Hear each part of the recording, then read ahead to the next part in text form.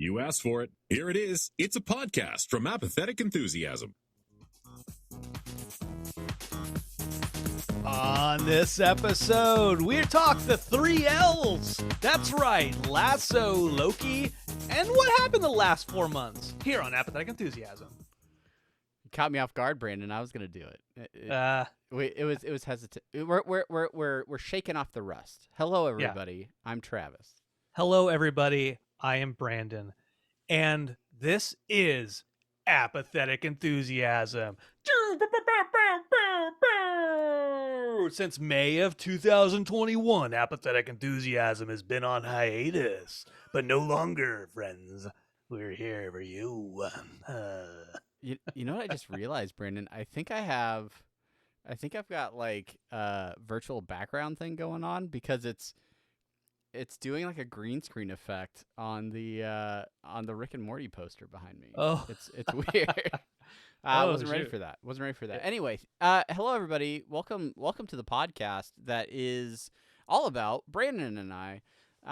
We have been on hiatus for a little while, about 4 months, about the approximate length of one Rick and Morty season, give or take a few weeks.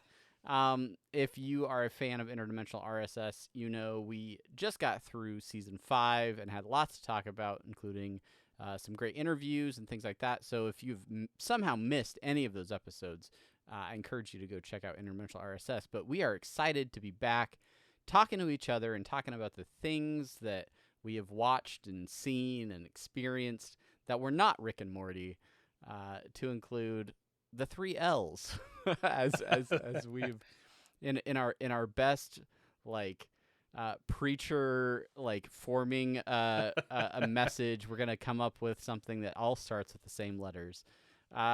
So Brandon, that's the best way to get any kind of speech going. You find a gimmick whenever you're writing a speech. We're like, okay, the 3 L's. There we go. When I did my Podfest thing, it was the 3 C's. Like I've ever said the 3 C's about anything in normal conversation. Or have I ever said to you, hey Travis, yeah, you really got to think about the 3 C's of podcasting?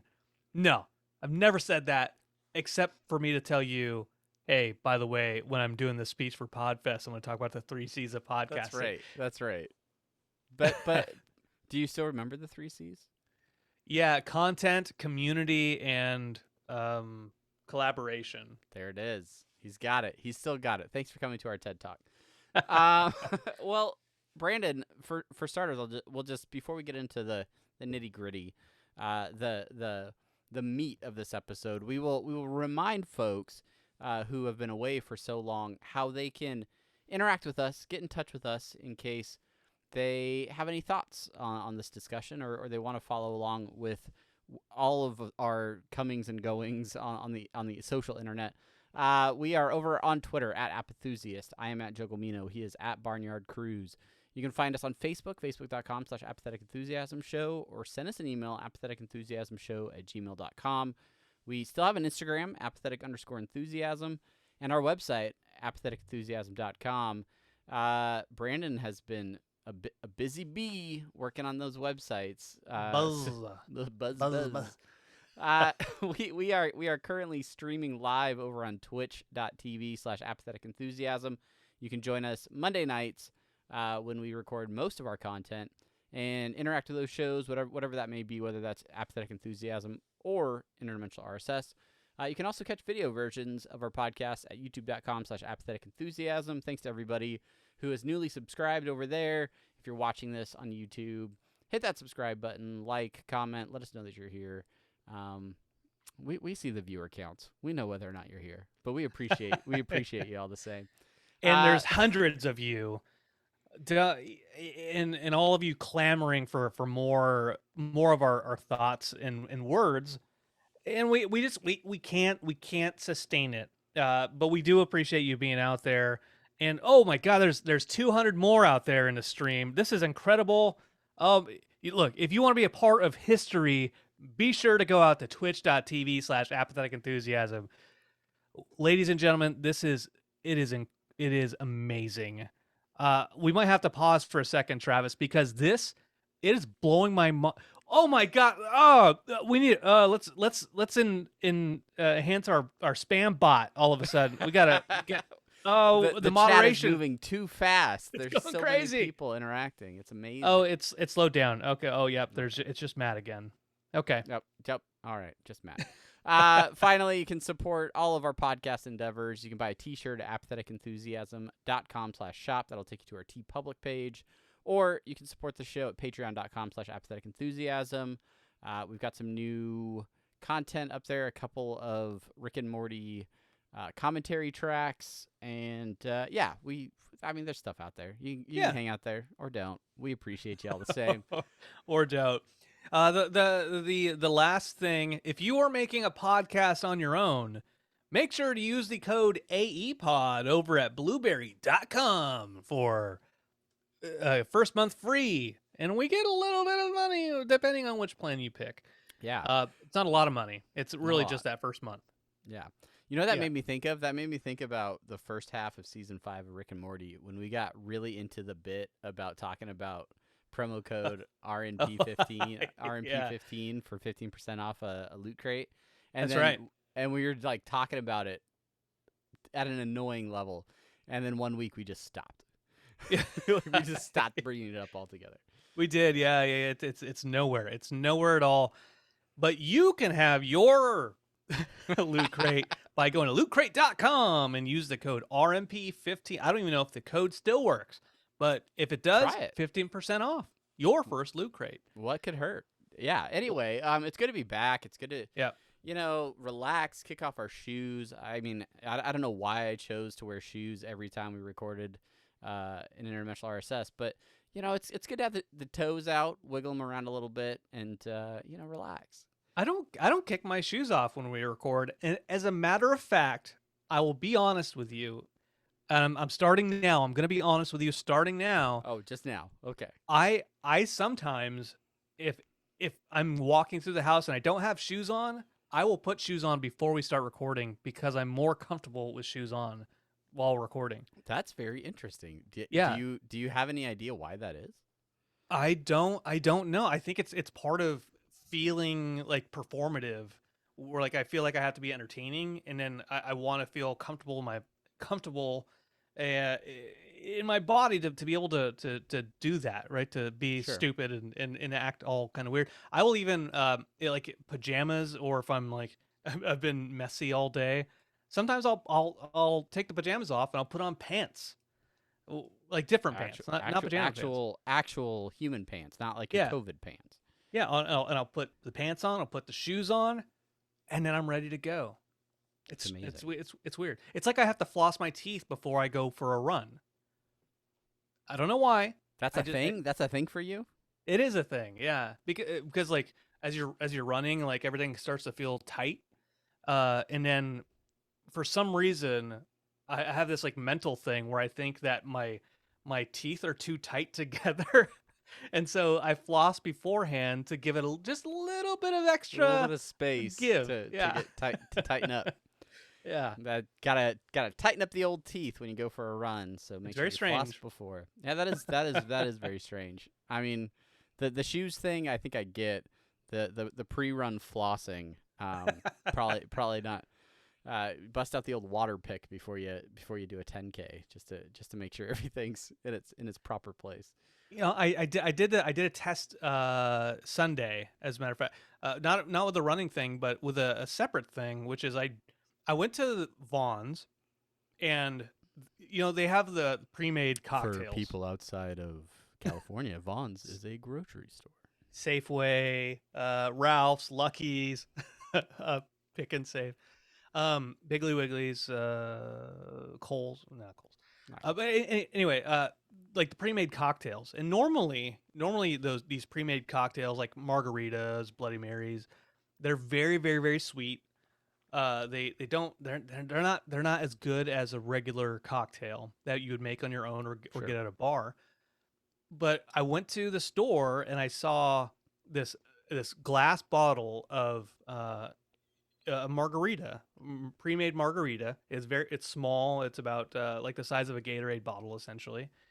and it was made using I'll just say Patron, but it wasn't necessarily Patron. Jose Cuervo. No, it was a name brand, but I can't remember which one it was. The size that you reference makes me think Patron. That's what existed in the theater of the mind when you were describing it. So yeah, let's just go with that. It was like more like a smaller Gatorade bottle, like a mini Gatorade bottle, but then like spread out, like a little fatter, chubbier, small Gatorade bottle. Okay, like a Patron bottle. Yeah, like a jug, like a small jug. Okay. Regardless, it was very good. It was the best pre-made margarita I've ever had, and I'm craving it right now. It actually sounds good to me. But I finished the whole thing off on Saturday. Sunday morning I woke up and I kind of had a headache. The first thing I did was I wanted to test something, because I have this theory about about flossing and about my face and my head feeling tight. Before I brushed my teeth, before I took aspirin, I flossed my teeth, and I hopped in the shower to see if my headache would go away. And it did. So it's psychosomatic, most likely. You heard it here. Bad hangover, get to flossing. Dr. Cruz says so. All right. That's interesting. That's good. Yeah. And I'm glad that the margarita mix was so good you couldn't remember the name of it. Well, I got drunk. The floss doesn't restore your memory. That's fair. You need very special magic floss for that. Which, speaking of magic floss and all things magical and mystical, it has been a while since we last did one of these episodes. End of May 25th, I think was the release date of the last Apathetic Enthusiasm. It's been sitting in my Apple Podcasts for so long, reminding me that we talked about My Hero Academia 4 months ago. But a lot has happened. In that time. And the first thing that we thought to talk about was all the things that have occurred in the world of the Marvel Cinematic Universe, to include a show that we were hyping in previous episodes, and then the entire show had its entire run, and we never did another episode to follow up on it. But that is the show Loki. This was a surprising series to me. I don't know. I don't know how in depth we want to get into Loki, because frankly it feels like it's been a long time since I watched it. But this was a Disney Plus TV show that really set the course for an entirely new direction in the Marvel Cinematic Universe. What lingering thoughts do you have about Loki and where the MCU has gone now since that series aired? Well, I want to talk about Rick and Morty for half a second. Nope. Welcome to. That's fine. Hey everybody, welcome to Interdimensional Process. All right, coming to you live from inside an Apathetic Enthusiasm, where our podcasts are mixed up and we don't know what we're doing anymore. This is Interdimensional RSS, the unofficial Rick and Morty podcast. That's good. Turns out you're the new announcer for Interdimensional RSS. All the roles are changing. But the reason I want to talk about Rick and Morty just briefly is because Mike Waldron, the showrunner of Loki, came from Rick and Morty. That's where we know. That's where we know him from, and he's since gone on to create the Starz show Heels, by the way, the wrestling show. But yeah, so Mike Waldron, it's interesting watching Loki through that entire 6 episodes. At the same time, we're kind of going over, maybe a little bit before Rick and Morty started. And same time. It's essentially the same time, right? Yeah, it was pretty much about the same time. The series kind of started around the same time. Yeah. Okay. And then we got to the end, the season 5 finale of Rick and Morty, which was partially written by Jeff Loveness, friend to Mike Waldron, That's and right. there were some similarities between the two series, which I thought was interesting, and I would love to get them both in the same room and be like, were you kind of talking to each other about this on and off again? But the whole thing with Loki, going back to Loki, the multiverse, introducing aspects of the multiverse, uh, and really leading us into the next phase of the Marvel Cinematic Universe, with shows like What If, getting ready for the new Spider-Man, No Way Home, That's with right. old Doc Ock, Green Goblin, rumored Jamie Foxx as Electro, Lizard, and maybe Sandman as well. Uh, that coming out, we've seen in the previews Doctor Strange messing with the multiverse. We also know that Doctor Strange 2 Multiverse of Madness is coming out. We know that Kang the Conqueror is in Ant-Man Quantumania. Uh, so Loki is a big deal as far as all of those new movies coming out, because it kickstarted our understanding of what the multiverse is, and what it will look like. Yeah, I think for me, the next movie that is due to come out, the Eternals film, in early November. That was a movie that for me I was always kind of on the fence about. Like, is this going to be one of those fringe groups, sort of the way I felt about Guardians of the Galaxy when that first started getting promoted, where I was like, is this really going to be a group that I care about? Are these characters really going to have an effective element in the bigger story when they've been on Earth for eons and they haven't really played a major role up to this point? And then all of a sudden we watch Loki, and all of the ways that they mess with time, the way they move forward and backward in time, and then essentially when they break time and split it into this multiverse, all of a sudden I'm like, wow, okay, now the Eternals maybe have a different impact potentially. Maybe looking back at what they did throughout time could have a different effect on who they're interacting with or what they're doing. So for me, I'm way more hyped for that movie than I was at the last time we did this podcast. And Yeah. then even shows like What If, where when that was first advertised, I thought, okay, these are just going to be a bunch of like throwaway scenarios, but now you have like canon different versions of time where the watcher is watching what if scenarios, but they exist somewhere. They exist somewhere outside the central finite curve, right? So there's like it adds a new perspective to the MCU, which I think is pretty awesome. Yeah, agreed. Now there are some movies that aren't so steeped in multiverse stuff. Sure. Shang Chi just came out, which you saw. I did. I haven't seen, but Opening day ticket. I haven't seen, but I have seen all the spoilers, because I'm not comfortable yet going to a movie theater. And as much as I want to see these movies, my protection of myself and my family is more important to me. Yeah, Not but saying that not to not me, saying and it's not, that's why I went and saw the movie. yeah.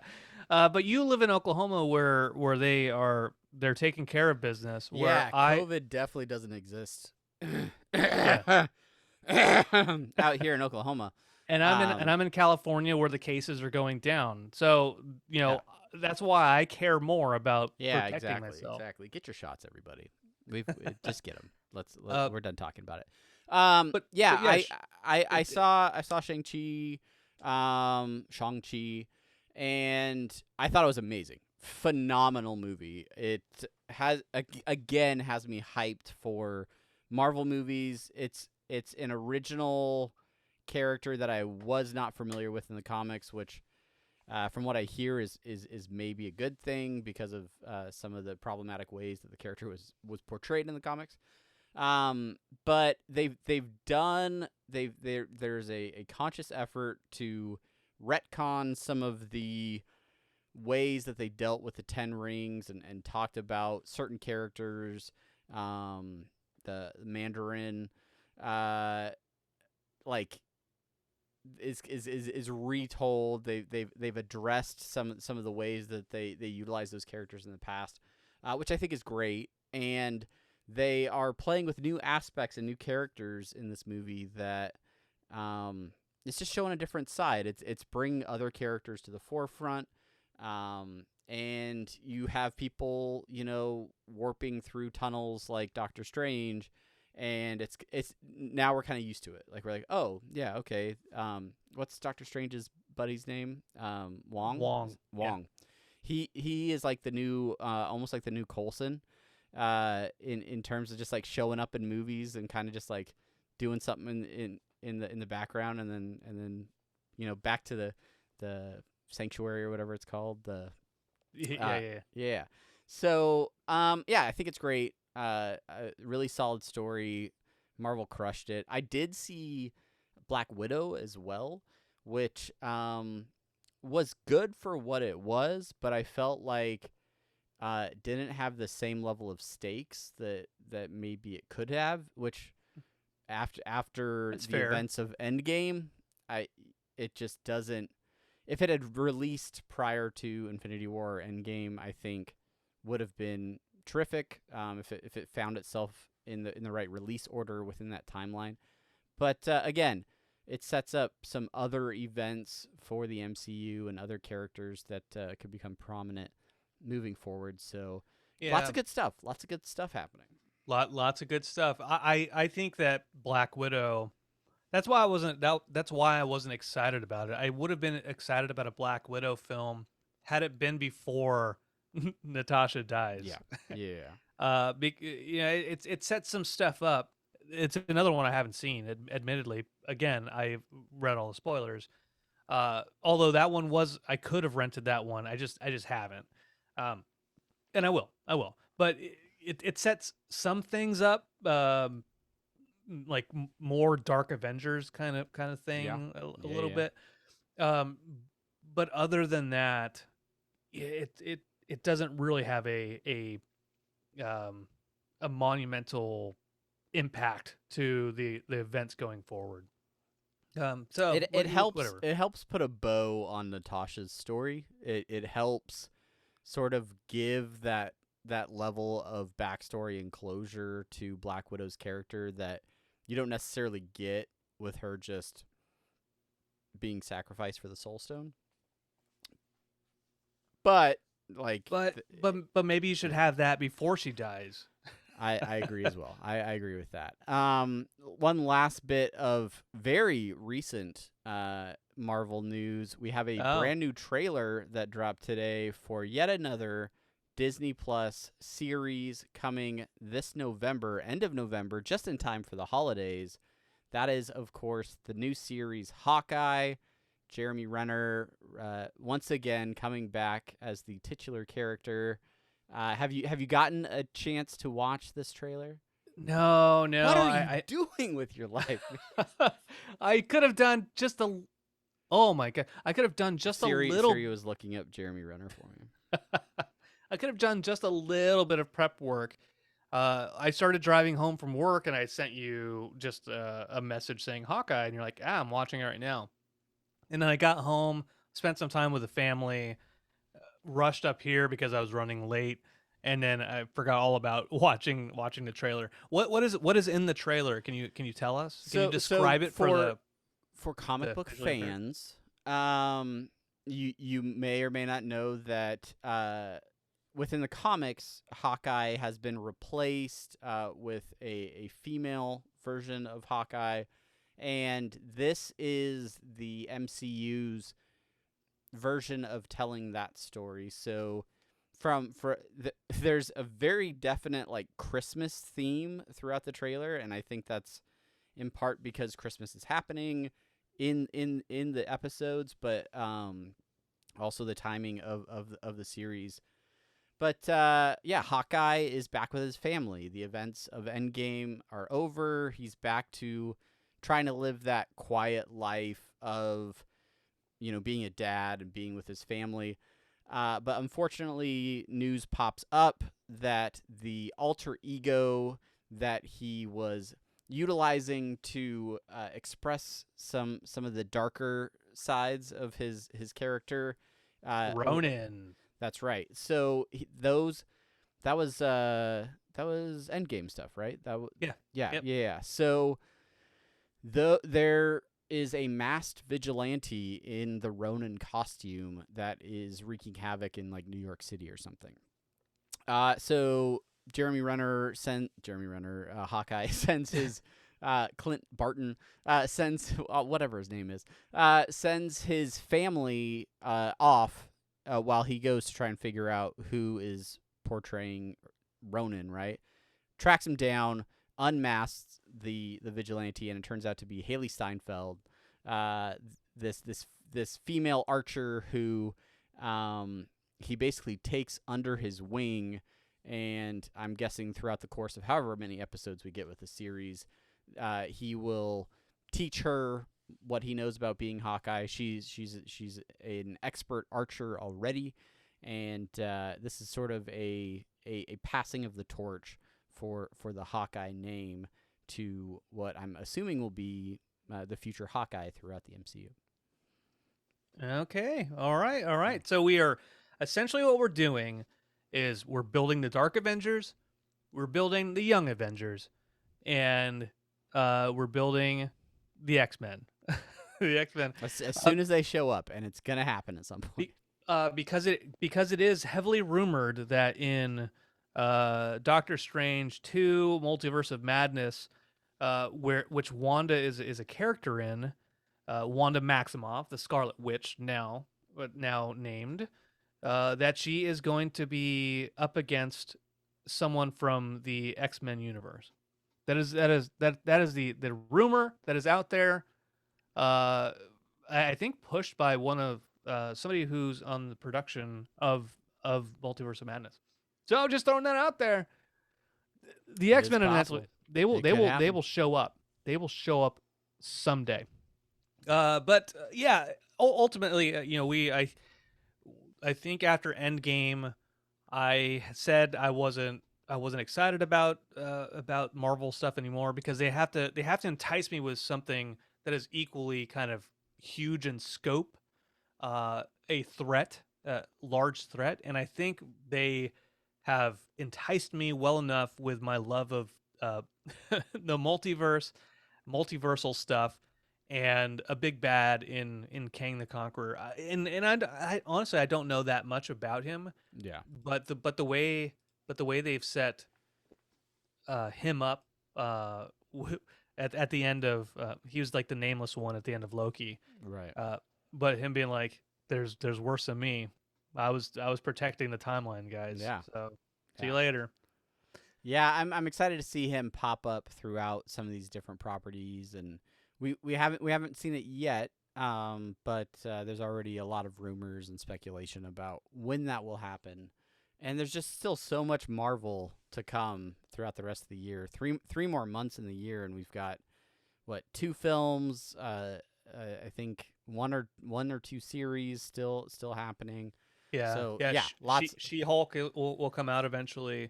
Oh, so much stuff. Which Abomination will make an appearance. Supposedly Hulk will make an appearance, or at least Bruce Banner. Lots of stuff. Lots of stuff. Daredevil is rumored to be in the next Spider-Man movie as well. That movie is going to be chock full. Like that. It's going to be busy. It's going to be very busy. I agree with you, Brandon. All right. So that's MCU news. We've got you all up to speed. Go watch the Hawkeye trailer. Go watch all the trailers. Go do it. Are you caught up on What If right now? Do you watch the zombie one? Yeah, I am. I am all caught up on What If. I like the what ifs. I like it feels very heavy metal-ish. Okay. the show does, and you know what I'm talking about with heavy metal, the animated movie, which is based off of a magazine. It feels, if you've ever seen heavy metal, to the people who are listening, or if you've not seen it, it's all narrated, and the narration is kind of dark. It's ominous. It's very serious. Every episode of What If is narrated by the Watcher, played by oh shoot, he was on Westworld. Yep. And damn it, not Edgar Wright. Well, you're gonna look it up, but Yep. it is narrated by that gentleman who was a robot in Westworld. Jeffrey Wright. Yeah. Jeff. Yeah, that's a name. Anyway, he is the Watcher, and it's very, very cool introducing the Watcher into the MCU officially. And he says, by the way, he says he's the Watcher at the start of every episode, and every time Chelsea and my kid, we say he wants to wash your windows. Yes, Jeffrey Wright wants to wash your windows. Yeah. Wash and wipe your windows. But it's cool. It's the animation is very it's interesting. It's interesting type of animation. The Sharon Carter, Captain Britain, Captain America, Captain Carter, was that I like that episode. The way she moved, the way she did the action was badass. Yeah. The What If with the zombies, I like zombie movies. I'm wearing an Evil Dead shirt, which isn't zombies. It's demons. It's possessed people. But whatever, they're not whatever. Whatever. That was cool, based off of a comic series, Marvel Zombies, as you know, and because I know everything about Marvel, which I have some of. There were some cool homages in there. What is cool, and I'm interested to see where it goes. What I'm interested to see is what continuations there may be throughout the What Ifs, and if they leak into any of the live action stuff. Yeah, I think the biggest payoff for me with the What Ifs would be for them to just have like subtle references in some of the movies or other canon, where they, especially as they dig deeper into the multiverse, and if they end up flashing between different realities or things like that, having a reference of an episode of What If, or the scenarios that were played out in that, even if it's just very brief. I think that would be really interesting to see. Yeah, for sure. Well, Marvel aside, Marvel is great. Marvel has taught us many great things, very positive things, which really reminds me of another show that is out there. It's on Apple TV, Travis. I think you know the one. It's Postal The morning Wait. show. Oh. I don't know if Postal Wait is on there, actually. Chapel Wait. I think it's based off of a Stephen King short story, Jerusalem's Lot. That's not the show we're talking about. We're talking about football. Football is life. Football is life. That's Danny. right. Ted Lasso. Ted Lasso.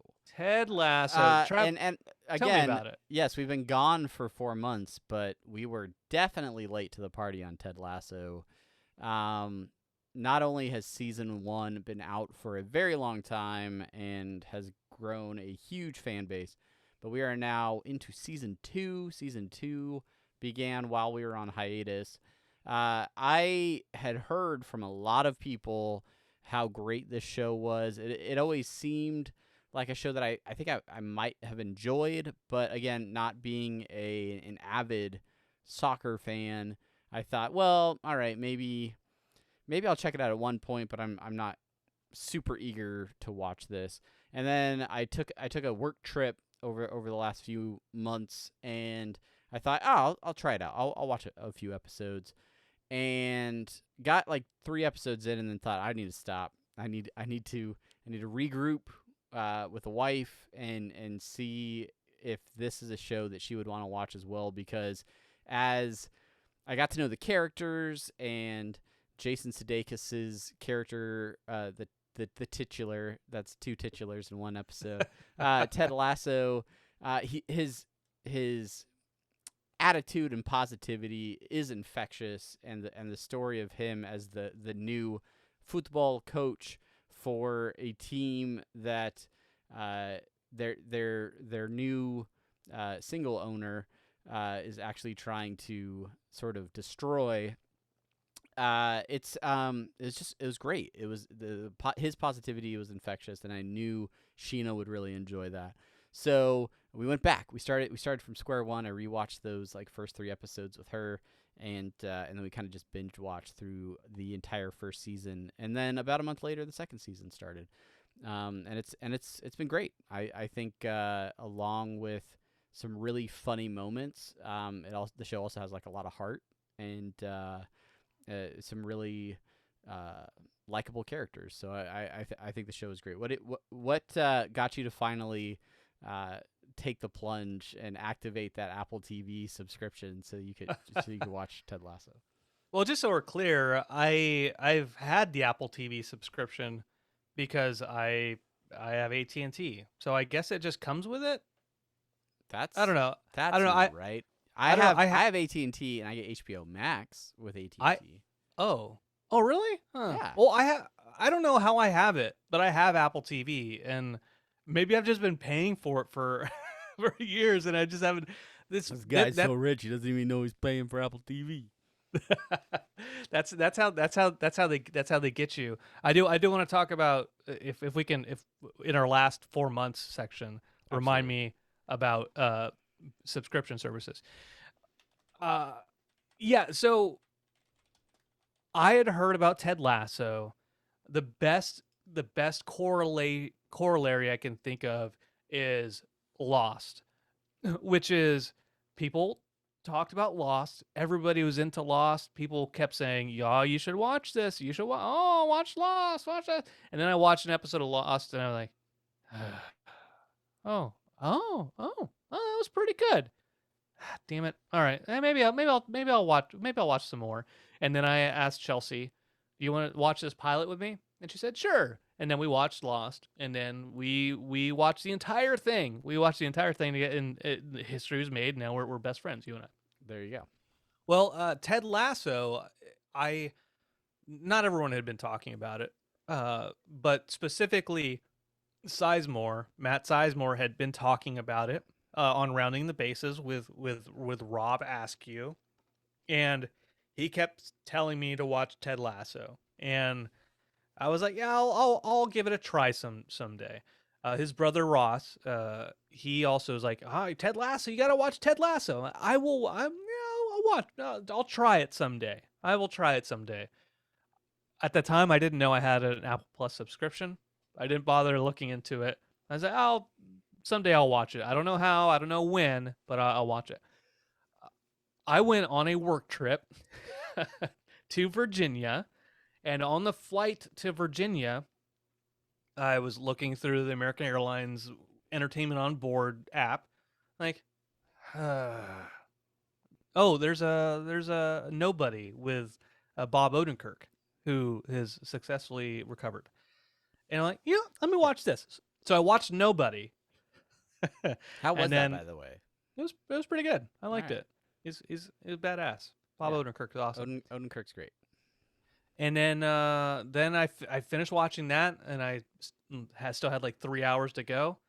I'm like, let me go watch a different movie. But I saw Ted Lasso, and I'm like, well, if I have time, maybe I'll watch this. I finished. I don't even remember what the other movie was. It was probably just like something I'd seen hundreds of times. That's what took priority over Ted Lasso. And I was like, okay, well, now I only have like 40 minutes to go. It's not enough to watch a movie.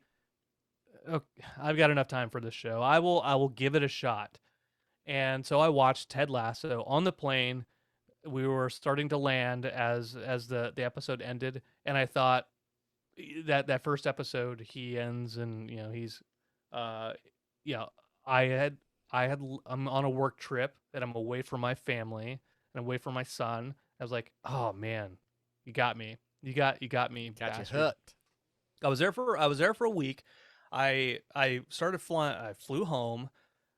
It wasn't on the entertainment on board that time, and I looked for it to watch. Just try another episode. So I got home, landed, and then I think maybe that night or the next night, I said to Chelsea, "Hey, I want to watch this episode." I saw that I had Apple TV subscription, and I'm like, Chelsea, do you want to watch this with me? She's like, okay, all right, sure. So I rewatched the pilot with her, and she said, I like that. I know, I feel like I know where it's going. I know where all the how the season's gonna end, but I want to see how it goes. And so she and I started watching it, and we've been getting through it for the last couple weeks. We're up to speed now in season 2. This last episode that came out, and it is just a very, I give shit to, like, what was that show that was on ABC? It was like This Is Us or whatever. It I don't know if it was on ABC, but like some of those shows that they're emotionally manipulative. Okay, yeah. This Is Us. Yeah, no, yeah. You said they emotionally manipulative, and I knew exactly what you were talking about. they manufacture tears, but it's like it doesn't feel like necessarily genuine emotion. It feels it's based off emotion. Sometimes the situations seem really contrived, or like, okay, I don't know, like when they can sell relationships and you buy the relationship, and then like something happens between people, that to me is always the most effective. But sometimes the situations that some of those shows try to create, then it's like, really, like the house burned down because of the crock pot, and that's how the dad died. Like, sorry, spoilers for This Is Us fans. Yeah, I don't know.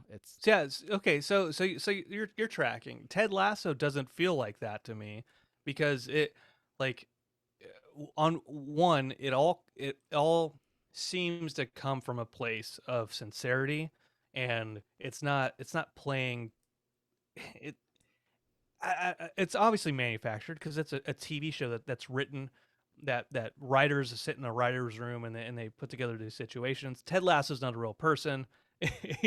Roy fucking Kent isn't a real person, but these people are all trying to be positive. They're trying to make a better world, and except for maybe Jamie, but even he's trying at this point. So, even he's trying.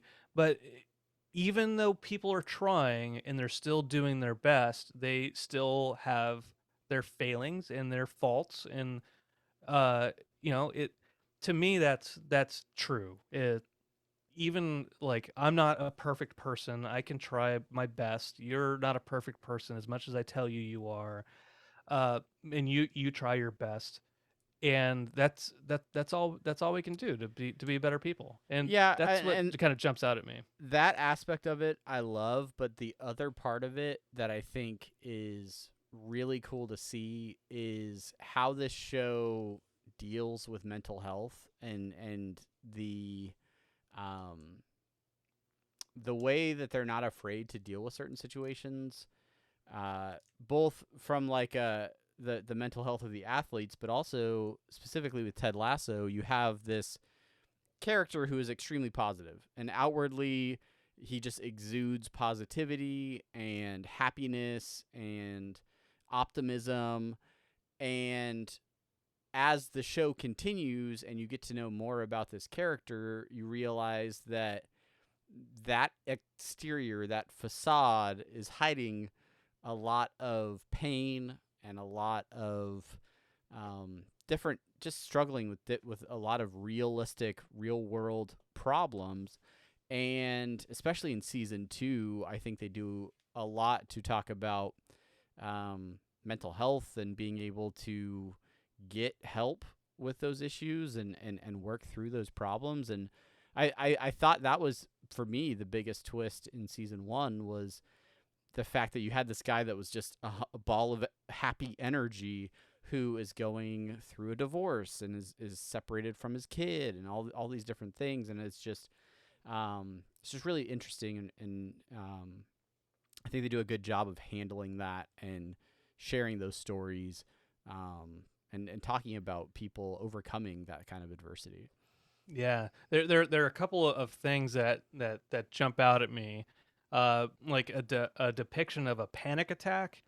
Like I've never had a panic attack necessarily in that way, but like when I went to not Podfest, I went to like some kind of Podfest, and I was supposed to meet people and like go to like panels and stuff like that, and then I was supposed to like go to like a meetup in the evening for like drinks and meet people I've never met before, and instead I went to my car and I couldn't move from my car, and I couldn't leave. I couldn't fucking do it. I was like I just even thinking about it, like I was immovable. Like so those scenes where it shows the panic attack stuff, even though I wasn't that bad, I could still feel it. Right. It felt like a real thing to me. Yeah. And then we talk about like the positivity. Some people have called it toxic positivity. It's not toxic positivity in the sense that a person is so positive that he's making the lives around him worse. Right. It's more of a toxic positivity to himself and to his own mental health. But I'll say I'm not the same way. I'm not extraordinarily positive like this character is, but it's all weird coping mechanisms where like what was it? It's 9/11, the 20th anniversary just happened, and I was reading a oral history of the Onion's 9/11 issue. And it was all about how the people who created the Onion, I think they came from Wisconsin. They had just moved to New York that year, and they were in print in some other states, but they hadn't been in print in New York yet. And the first issue that they had to print just happened to be like that 9/11 issue. And so these people who are satirists, they're comedy writers. They're like, do we do 9/11 jokes? Do we make 9/11 headlines, or do we not pay attention to it at all? And so the oral history is them kind of going over that, and all the headlines are there's a couple different headlines, like woman bakes a cake, looks like American flag, says it's the only thing I can think of to do. Another one was, it just says like, holy fuck, America under attack. Right? But in the oral history, they talk about how some people need that kind of laughter to cope. Yeah. That is how some people deal with so it. many high emotions in certain situations that any kind of cathartic expression can be beneficial. So whether that's breaking down and crying, whether that's having a good laugh, a lot of times anything like that can be enough to sort of like release that pressure and make things a little bit more bearable, which I think we've all gotten better about, at least experiencing and learning some of those things over the last year and a half. So yeah. But yeah, so I think that's kind of how that Lasso is, and specifically in one scene in season 2, where he's trying to be positive, and he's like kind of manically positive, or he's looking at a bunch of different things and like making jokes and kind of avoiding the subject. Like, again, that's make-believe character. That's not me. It's not based on Brandon Cruz. But you know as well as I that is the type of thing that I would do. yeah, absolutely. Absolutely. So it's a good show. I think Matt who might still be in here. Thank him for forcing me to watch something. Great job, Matt. He still won't watch Rick and Morty, but it's fine. Yeah. Well, and now if you've made the decision to unlock your Apple TV Plus subscription, a few other recommendations I have for folks. The morning show is getting ready to come back for its second season. I thought the first season of the morning show was really well done. There's a show called Defending Jacob on Apple TV with I think it's Nicole Kidman and Chris Evans, maybe. I think Nicole Kidman might be in that. But it's with the kid who's in the live action Rick and Morty commercials with Christopher Lloyd. That was another good series that I watched on there. Surprisingly good stuff out there in Apple TV Plus land. So yeah, go check it out. Go have fun. Go check it out. We've got about 10 minutes or so, depending on how quickly we want to cut this off. But there's been so many other things happening in the last 4 months. Rick and Morty, of course. We won't harp on that too much, but another fantastic season. It's been a lot of fun. It's been at the forefront of our minds, and more is to come with interdimensional RSS, and we're excited to continue working with Adult Swim to try and get some more interviews and things like that. It was a very interesting season for us as podcasters to have a little bit more of a look behind the curtain and have some contacts within the Adult Swim organization to help facilitate some of those things. So not that any of them will ever hear it, but thanks to everybody that helped with all of that. I don't know, any other thoughts on Rick and Morty on our non-Rick and Morty podcast?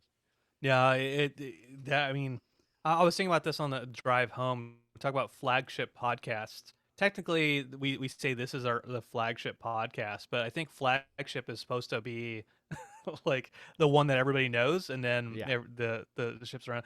So Rick and Morty is our flagship podcast. This is more like the pace car.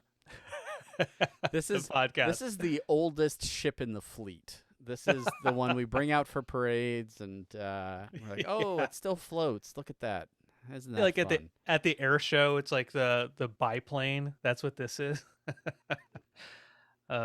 Yeah. So Rick and Morty, it's fun. We look forward to talking about it again. We will talk about it again, I think, next week for a season 5 recap. We just wanted to kind of have an easy night tonight and talk about not only Lasso, talk about Loki and Marvel stuff, but talk about what happened in the last 4 months. Let's talk about last 4 months. Each of us gets 5 minutes. we don't have to keep time. What has happened? Shoot it off. Last 4 months. Go. Anything that jumps out to you? I mean, obviously the hot vax summer was a success. COVID has been eradicated in the United States, so right. So that's exciting. Honestly, forefront of mind over the last month is just my kids are back in school, like real school, in-person school, in a state that does not value COVID prevention measures as much as other states do. So that has been incredibly interesting, and that has been challenging for us and our family. But despite all of that, we've gotten a chance to still do some cool stuff. Play. I mean, board games are like back in my household in like a fun way, right? We got a game called Ravine, which is a cooperative card game where you the premise is you crash land on an island, and you have a certain number of days that you have to survive, and so every night there's some sort of risk or some sort of like attack or something, and you have to work as a team to try and survive those nights, and then during the day you draw cards for supplies that you can use to help your team's health get better and things like that. Really interesting mechanic. and really easy for the entire family to pick up on and play. My family's starting to play more of like these, not just like geared towards kids type board games, but really starting to enjoy and be interested in like that next level of board games, which for me is incredibly exciting. I haven't busted out the Catan board quite yet because I'm waiting for the perfect time, but I did get to play a game of Catan in the last month as well, which was a lot of fun. I did not win. That is correct. Also, Throw Burrito is happening in my house, which, if you know anything about that game, is madness, but is also a lot of fun. Outside of that, we'll just keep it on the gaming theme. There are murmurs and whispers of a potential renewal of our D&D efforts. So I'm very excited about that. And and then I have some travel coming up, hopefully in the near future. So that shouldn't really affect anything with our podcasting schedule, but excited for hopefully the opportunity to go see some folks and see some parts of the world that I haven't been to in the last 4 months at least. So all right. that'll be fun. What about you? What do you think about subscription services in the last 4 months? Oh, all right. Jumping into it. Yeah. Well, that last 4 months, I've got a list of things that I've written down on my knee, and I'll take a picture classic of it. cruise notebook. I'll take a picture of it for the audience at home. Yeah. The you talk about subscription services, Apple TV and all that thing. I've been watching, not watching. I read this book called Nudge that I had heard about when I was up in the trip in Virginia, and when I was starting to fly back, I tried getting it on a Kindle so I read it on the flight. I haven't read a book in a long time. For some reason, this book kind of hearing this guy talk about the book made me think, okay, yeah, I'm interested in that. And what Nudge is, it's about like choice architecture and stuff like that. And essentially, it's these nudges are things that like kind of guide people into making a decision that they would make already. Like it's not telling them the decisions to make, but it's pushing them in a direction to have them make a decision. So if you like go to iTunes and you see all these different bands, or you go to Spotify and you see all these different bands, there's just so many different choices. How do you make a choice? It's easier not to make a choice at that point in time, and it's easier to just listen to what you are or used to listening to. But if there's a pop-up that shows up on your Spotify that says, "Hey, check out this new band," that is kind of a nudge. That's helping you make a decision. Do I want to listen to this new band, or do I want to listen to something else? That's an idea of a nudge. So it also talks about in regard to the subscription services, how there's no reminder for you when you start a subscription service to cancel your subscription service. There's no nudge, and there rightfully there shouldn't be from these companies a nudge to say, "Hey, you're still paying for this. Do you want to keep paying for this?" If there was that nudge that existed from those companies, you would be far more likely to be like, "Hey, you're right. I should stop paying for this." Yeah, I haven't actually used Netflix in the last 3 months. Maybe I should cancel that. Yeah. Yeah. Like Netflix knows if you've been watching their stuff, and if you have been utilizing their service, if they said like, "Hey, do you want to keep using the service? We know that you're not, you've only used an hour of it over the course of a month.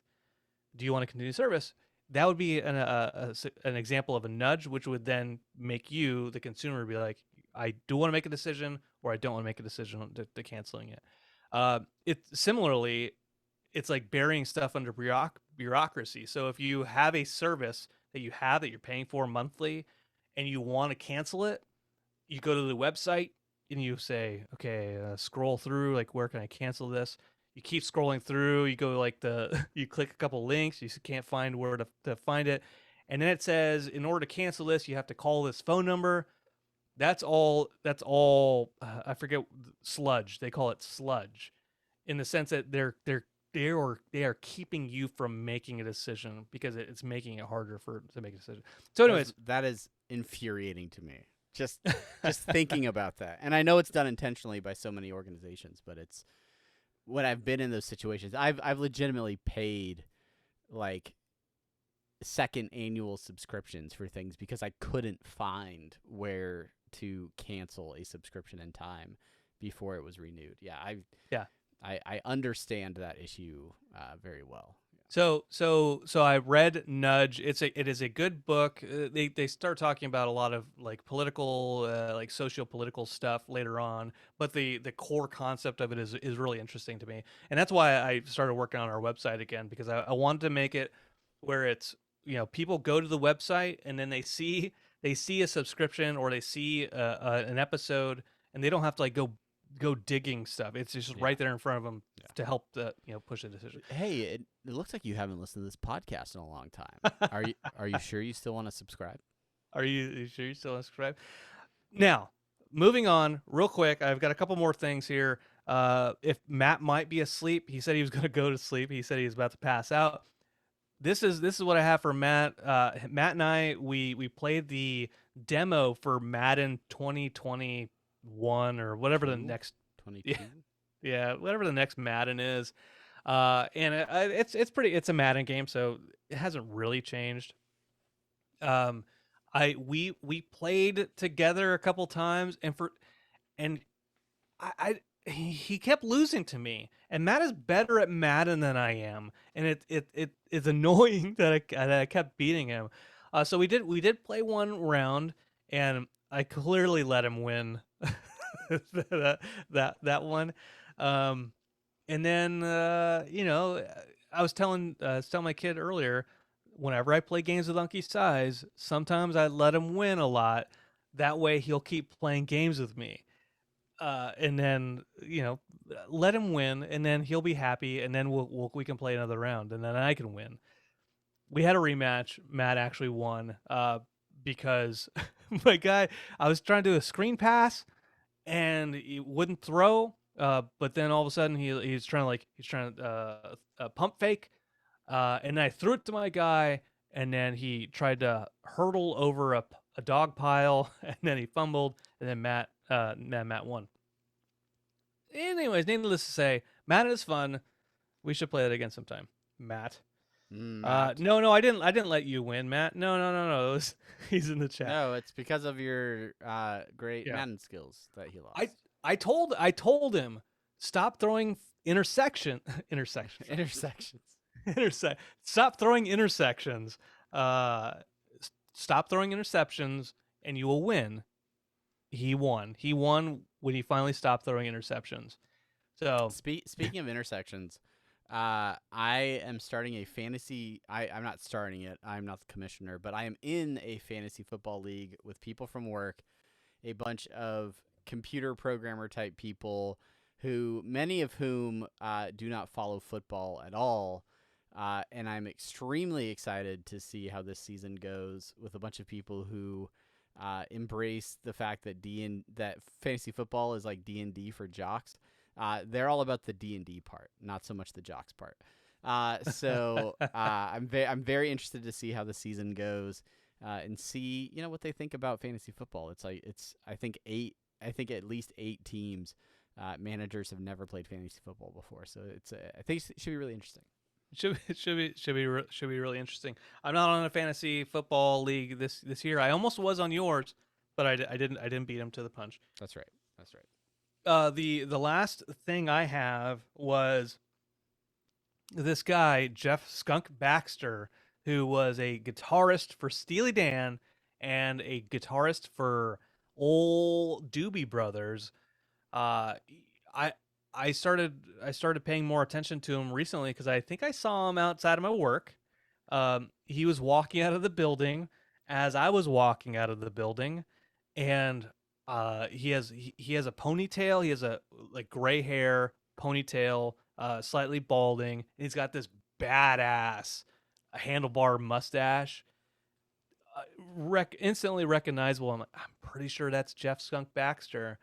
And I kind of stalked him through the parking lot, and I was like, it has to be him. I saw a video on Instagram wearing the same exact thing, all black, that same hair, mustache. Like, oh shoot! So I started watching more videos of his, because he is a guitarist, but he's also in the DoD, and he does stuff.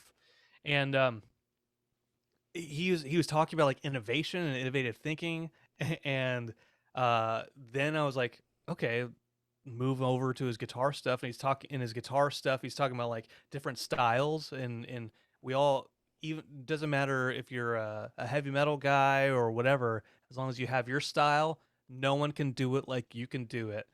Like that is your style. I'm like, You sent me that video. I did. I didn't know that was the guy that you were talking about.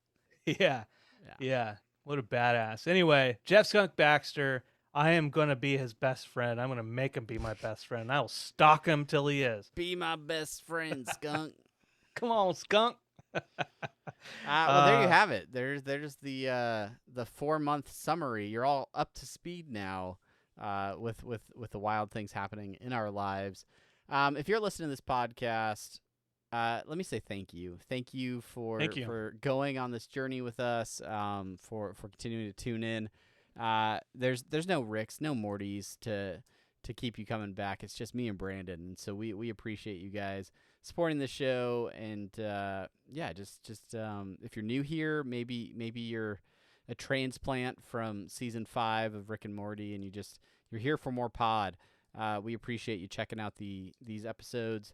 And we'll be back in the flow of things, probably doing Apathetic Enthusiasm about every other week, as we work through in an unknown length of time before season 6 of Rick and Morty, which will probably happen sometime in 2022. So lots more Apathetic Enthusiasm coming up. We appreciate it. Appreciate you. And Brandon, it's all yours. The final word to send us home. The final word is, you said all of my appreciation stuff, and I appreciate you just as much, if not more, maybe a little less, but if not more. Thank you all for listening. You're all wonderful. The folks who are subscribed to this, if you like this episode, much more free flowing, much more loosey goosey. I feel like we are doing that more on this than we are on the Rick and Morty stuff. Make sure you subscribe, tell your friends and family, and I can't wait to talk to you more about this week to week. maybe other week. See you later. Bye, everybody. Bye.